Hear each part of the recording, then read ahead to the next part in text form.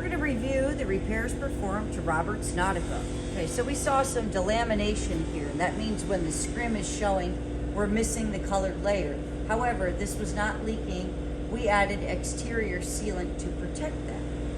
We had a DIY patch here that was undersized but not leaking. We removed that and replaced it.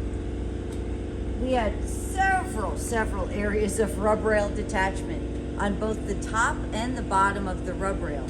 So we've gone and cleaned, prepped, and re-glued every area of detachment that was large enough for us to be able to get in there, clean, prep, and re-glue. However, the whole center, this is a really wide rub rail. The whole center was down, it's just our edges, but we do want to tack those back to make certain we don't have water getting in there and eating away at the rest of the adhesive. So moving forward on our starboard side, we had a leak here and here. Now this one was fine. Both of these came from worn areas of fabric, delaminated areas of fabric. When I initially patched this first one, we saw that some worn areas that are, we can't see them right now. You know, I could put my face right up to the boat and I cannot tell that that is worn. It's not dry, it does not feel dry. However, we had some leaks stemming from around that patch. So we pulled up more of this strip because it was basically the worst of it was up here. Placed a larger patch, and then we've gone and sealed that because what we don't want to do is keep ripping up work or keep putting the boat through the agony of prep for these things when we know that we have an issue in an area.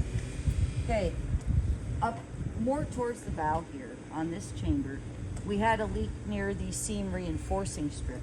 We pulled the strip back and patched that leak, but the same thing happened over here. So we had gone back and removed more of that. We had good fabric to patch to and placed a much larger patch over the first. We had a worn area of fabric right here not leaking. We had a leak here and here. We had leaks along this seam. If you remember the initial inspection video, we had a lot of leaking coming out of there. So we pulled that whole strip up, and that is different. This strip is different than this factory strip. So someone had messed with this stuff before at one point in time. And what we saw were some creamers, very minor leaks, and then an actual leak down here.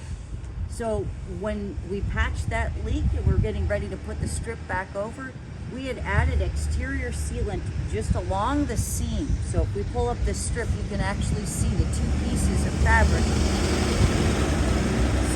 coming together to make that seam. You guys know that we do inspections after every round of gluing. So initially we did have a leak up here. However, on a subsequent inspection, we found both of these. They were just really teeny tiny pinhole leaks. They looked like specks of dirt. We had to tack down this flange inside the bow. Several areas of it were detached, so we cleaned, prepped, and re-glued it. Did the very best we could with this chunk up here at the bow.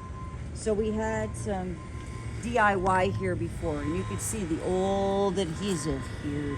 Somebody was messing around with this stuff, and it's severely delaminated, as you can see. So what we don't want to do is start ripping everything up and trying to get something under. We did the best we could to tack down loose corners, actually all of these, and some up top as well. We had a little bit of hog strap attachment on our port side right here. We had a worn area here and here. We had detachment on our seam reinforcing strips on the bottom of both cones. It was just a matter of tack down. We didn't have any leaking from that at all, no water intrusion. And we also tacked down both transom holders because they were detached and loose. This boat is going up for sale.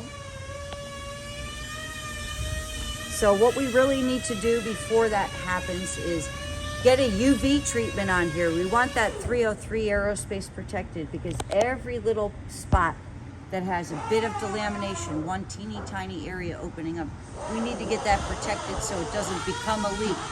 Right now, It's not advisable to put the boat through that prep and all of that sanding to place patches on certain areas like that, especially not at the bow. So let's get the boat cleaned and UV treated. Good boat, good brand. I can tell you that the tubes are in great condition. We just need to add that 303 treatment and do that religiously once a month. Thanks a bunch.